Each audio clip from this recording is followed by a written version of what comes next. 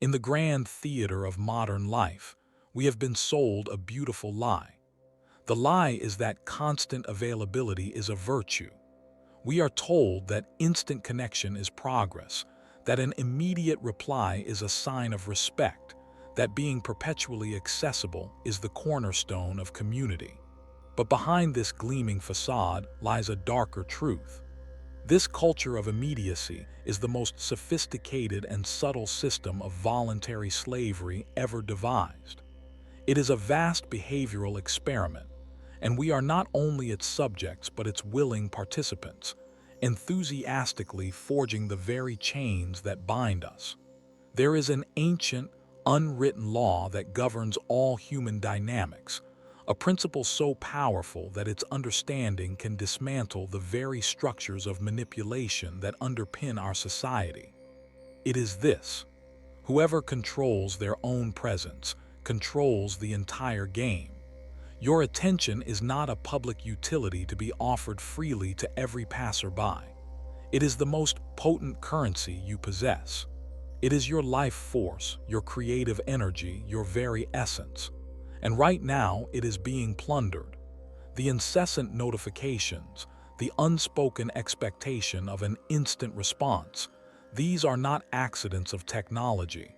They are precision instruments of conditioning, designed to turn billions of us into addicts, constantly craving the shallow validation that comes from being wanted, being needed, being available. But what happens when one person simply decides to step off this carousel? What happens when you deliberately withdraw your presence? The effect is immediate, and it is profound. It is like a social X-ray, revealing the hidden anatomy of your relationships. The conversations that felt obligatory suddenly evaporate. The people whose security you thought you knew begin to show the cracks in their own foundations. The hierarchies you thought were solid begin to tremble. In the void you create, the truth emerges.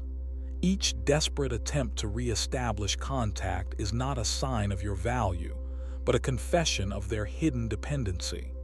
Your calculated unavailability becomes a mirror, and in it, people are forced to see not you, but the emptiness within themselves they were using you to fill. Are you prepared to discover the real price you pay for always being available? Are you ready to learn the one law that can set you free? Consider your psyche a fortress. In the medieval world, a fortress with its gates perpetually open was not a symbol of hospitality. It was a testament to weakness, an open invitation to be conquered. Your constant availability is that open gate. It signals to the world that your time, your energy, and your focus are not valuable enough to be guarded. It is a welcome mat for manipulators, emotional parasites, and the casually demanding. They develop a hunter's instinct for this weakness, the immediate reply to a message, the excessive apology for a slight delay, the inability to say no without drowning in a sea of guilt. Each easy yes you give is a lesson. You are teaching them exactly which emotional buttons to press. You are handing them the instruction manual to your own subjugation. When someone learns that you are always there, a subtle but critical shift occurs in the power dynamic. They no longer need to earn your attention, they simply demand it. Your presence is no longer a privilege they must win, but a right they feel entitled to. You cease to be a person to be respected and become a utility to be used, an emotional vending machine where they insert their demand and receive their guaranteed comfort. There is an antidote to this poison, and it is both simple and profound. You must deliberately impose a cost of access. This is not about playing games. It is about re-establishing a fundamental law of nature, the law of reciprocity and perceived value. Begin by intentionally delaying your responses. Limit your explanations to the essential. Decline requests that offer no mutual benefit or genuine connection. This simple act triggers a powerful psychological mechanism known as reactance. When a person feels their freedom to access you is threatened, the perceived value of that access skyrockets. What was once taken for granted now becomes a coveted prize. Imagine your attention is a rare spring of pure water in a vast desert. If you let it flow freely into the sand, it is wasted and unappreciated. But if you guard it, protect it, and offer it only with intention, it becomes the most precious resource imaginable. Those who are willing to make the journey to respect the source prove their genuine thirst. Those who turn away in frustration reveal that they were never interested in the water, only in the convenience of its plunder. The less available you become, the more qualified, genuine attention you attract. By governing your internal boundaries, you are silently governing the interest of the world around you.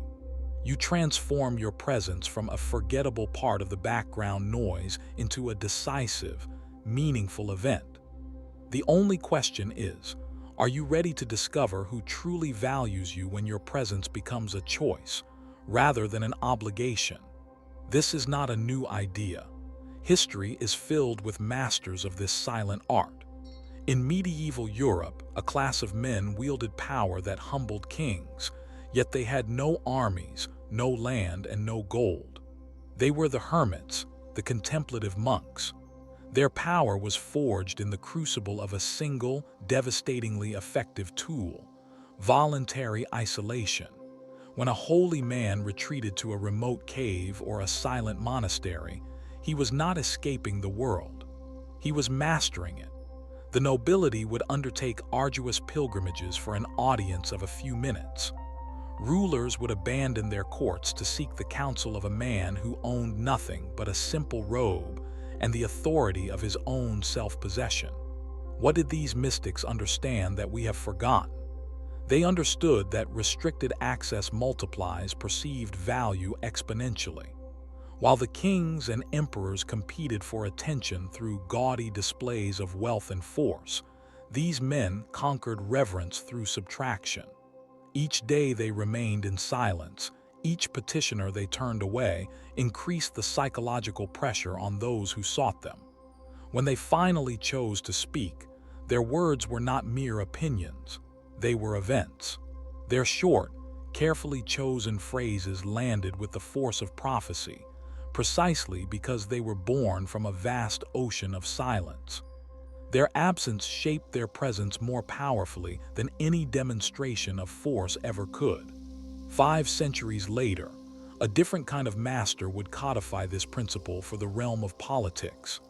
Niccolo Machiavelli, in his chillingly pragmatic masterpiece, The Prince, understood that true power is not in the constant exercise of force, but in the calculated management of appearances. He who shows himself too much loses respect, he wrote. The most effective rulers, he observed, were rarely seen. Their public appearances were not routine, but carefully orchestrated spectacles designed for maximum psychological impact. Their scarcity transformed them from mere administrators into living symbols. Modern psychology has proven what these masters of history knew by instinct. Dr. Robert Cialdini's research on persuasion scientifically validated the principle of scarcity. His experiments demonstrated that when a resource is perceived as limited, the human brain automatically, and often irrationally, assigns it greater value. This is not a conscious thought process. It is a primitive survival instinct. Scarcity triggers an evolutionary alarm that screams, "This is important. Pay attention. Acquire it." Our ancestors who prioritized rare sources of food, water, and safety were the ones who survived. This ancient programming still runs deep within our neurochemistry. Machiavelli and the monks were hacking this ancient code. They understood that excessive familiarity breeds contempt, while calculated distance cultivates reverence. When you are always present, you become psychological furniture, a predictable part of the landscape that the mind learns to ignore. But when you strategically withdraw, You force a complete reorganization of the perceptual field. Everyone must now recalibrate your importance. The void you leave behind creates a space, and into that space, they project their own needs, their own fears, and their own fantasies. Your silence becomes a canvas for their imagination. This is the synthesis of the mystic and the strategist. Your absence generates an amplified presence. Your silence creates more meaning than any speech ever could. But there is a deeper, more profound dimension to this practice, one that transcends the external game of power and influence. It is the internal journey of psychological survival. The great Swiss psychiatrist Carl Gustav Jung provided the key to understanding this. For Jung, the human being is a finite energy system. Our life force, which he called libido, fuels every thought, every emotion, every action. When you are in a state of constant availability, you are creating leaks in your own energetic reservoir. You are bleeding out this vital force to please others, to manage their expectations, and to maintain a social mask, what Jung called the persona. The persona is the agreeable, helpful, and socially acceptable version of ourselves that we present to the world. It is a necessary tool for social navigation, but it becomes a prison when we mistake it for our true identity.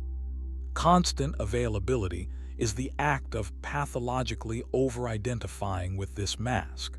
You are performing the role of the available one so relentlessly that you suffocate the authentic self that lies beneath. You become a slave to external approval, terrified of what might happen if you stop the performance. Strategic withdrawal is the act of cracking this mask. When you choose silence, when you refuse the expected role, you are redirecting that flow of life force. You are cutting the energy leaks and turning that power inward. This is the beginning of the most important journey you can ever take, the process of individuation. It is in this imposed solitude that you are finally forced to confront the parts of yourself that the persona was designed to hide. You meet what Jung called the shadow, the repressed impulses, desires, and fears that you have pushed into the psychological underground. This encounter is often painful, always uncomfortable, but it is absolutely essential for genuine growth. Imagine your psyche is a great house. Constant availability keeps you trapped in the foyer, endlessly greeting guests and making small talk, while the vast, deeper chambers of your own home remain unexplored. Strategic solitude is the act of locking the front door, turning your back on the visitors, and finally daring to explore the rest of the house. It is in those hidden rooms that your true treasure lies. This is why the exhaustion you feel after a day of being perpetually on is so profound. It's not just physical tiredness. It is soul fatigue, the quiet grief of having betrayed something fundamental within yourself. The convergence of Machiavelli's external strategy and Jung's internal process reveals a stunning truth. They are two sides of the same coin. The principles are identical.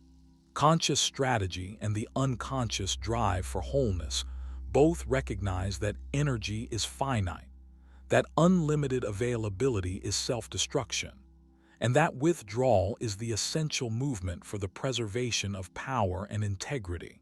Each no you offer to the external world is a profound yes to your own internal development. Each boundary you enforce liberates the energy required for genuine growth. You can begin this practice for purely strategic reasons, to gain respect, to improve your relationships, and discover that it triggers a profound spiritual transformation. Or you can begin it for purely internal reasons, to find yourself, to heal, and discover that it grants you unexpected influence in the world. The path is the same. As you practice this, your life will begin to reorganize itself around this new, powerful, energetic core. Emotional parasites who fed on your easy availability will naturally drift away, unable to survive in the new ecosystem. Genuine connections based on mutual respect for sovereignty will deepen. Opportunities aligned with your authentic purpose will begin to emerge because you have finally stopped wasting your precious resources on 1,000 contradictory fronts. You will find that authenticity and strategy are not opposites. A truly integrated person in the Jungian sense naturally commands respect. Their presence has weight, their words have power, precisely because they are not offered cheaply. They have mastered themselves, and the world instinctively recognizes and respects that mastery. We now face this ancient challenge on a scale that history has never before witnessed. Digital hyperaccessibility is not an accident. It is the result of a deliberate and powerful social engineering project. Human attention has become the most valuable commodity on Earth, and we are living through the largest energy extraction experiment in history. The architecture of our digital world is designed to hack our primitive brains. Each notification activates the same fight-or-flight circuitry our ancestors used to detect a predator in the grass. Multiplied by hundreds of interruptions a day, this has created a society in a state of perpetual, low-grade panic, functioning in survival mode, with no time for the deep reflection that generates wisdom, and no space for the silence that allows for self-knowledge. The younger generations, born into this storm of incessant stimulation, are losing the capacity for productive solitude. The ability to be alone with one's own thoughts is becoming a lost art. The epidemic of burnout, anxiety, and emotional fatigue is the clear and predictable result. When you are always on, your nervous system never truly rests and recovers. But here lies the beautiful irony. The very tools being used to capture your attention can be inverted to liberate you. By consciously managing your digital availability, turning off notifications, scheduling time to be unreachable, treating your focus as a sacred space, you invert the entire power dynamic. You use their own game to reclaim your sovereignty. This is more than a life hack. It is a revolutionary act. It is the first step toward reclaiming the lost sovereignty over your own existence.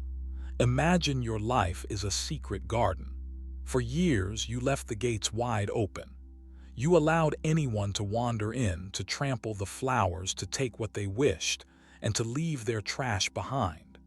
When you finally decide to close the gate, to guard the entrance, a miracle occurs. The garden begins to heal itself. The plants that were suffocated begin to grow again. The seeds that lay dormant for years finally find the space to germinate. And the few people you choose to let in treat the garden with a newfound reverence, because they understand they are entering a sacred space, cultivated with purpose and intention. This is the inevitable result of the principles we have explored. The quality of your life is directly proportional to the quality of the boundaries you establish.